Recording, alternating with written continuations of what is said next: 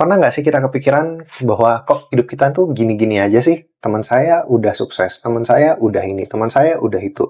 Kita selalu membanding-bandingkan kehidupan kita dengan orang-orang di sekitar kita yang kita ngerasa progresnya udah jauh banget dari kita dan kita ngerasa sangat-sangat ketinggalan. Tapi sadar nggak sih, hidup kita yang kita ngerasa gini-gini aja, mungkin bagi orang lain ada orang-orang di luar sana yang kurang beruntung yang memimpi-mimpikan hidup mungkin seperti kita. Jadi, kalau misalnya kita membanding-bandingkan kehidupan kita dengan orang lain, boleh nggak? Selama itu memotivasi kamu dan membawakan energi yang positif buat kamu, it's okay. Tapi kalau misalnya itu sudah membuat kamu demotivasi, merasa akhirnya kamu down karena kamu melihat mungkin progres orang lain lebih jauh, itu bukan suatu hal yang membangun bagi saya. Karena kalau misalnya kita membanding-bandingkan terus dengan orang lain, tapi itu akhirnya membuat kita demotivasi, apa gunanya, teman-teman? Karena orang lain pasti punya progresnya sendiri, dan kita harusnya punya progresnya sendiri, teman-teman. Dan kita nggak bisa membandingkan kecepatan kita. Dan ketika orang sudah ada di suatu titik tertentu, kita belum tentu punya kecepatan yang sama dengan mereka. Karena setiap orang punya progresnya masing-masing. Dan menurut saya, kalau misalnya kita selalu membanding-bandingkan diri dengan orang lain